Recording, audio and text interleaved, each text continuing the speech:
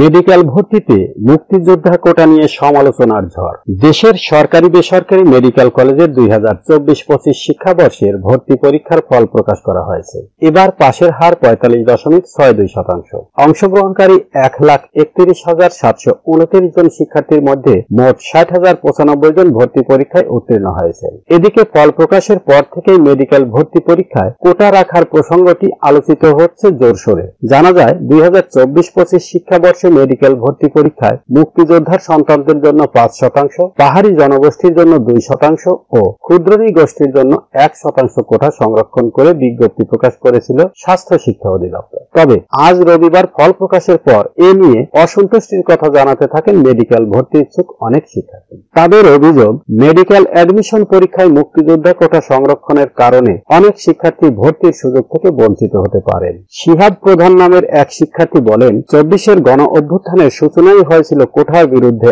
আন্দোলনের মাধ্যমে। মেডিকেল অ্যাডমিশনে যারা যারা অংশগ্রহণ করেছিলেন তাদের অনেকেই সেই কোটার কারণে বঞ্চিত হবেন। এ নিয়ে কথা বলছেন জাতীয় নাগরিক কমিটির মুখ্য সংগঠক সার্জিস আলমও। তিনি বলেন, ভর্তি পরীক্ষায় এখনো কিসের কোটা? আজ থেকেই এই শোষণের শেষ হতে হবে, ফুল স্টপ। এ বিষয়ে স্বাস্থ্য শিক্ষা অধিদপ্তরের উপপরিচালক ডাক্তার সৈয়দ মোহাম্মদ বাকি বিল্লাহ বলেন, আদালতের নির্দেশনা মেনেই কোটা সংরক্ষণ করা হয়েছে। আগে মুক্তিযোদ্ধার সন্তান ও নাতি নাতনিরা কোটা সুবিধা পেতেন, তবে এবছর শুধু মুক্তিযোদ্ধার সন্তানেরাই কোটা সুবিধা পাবেন।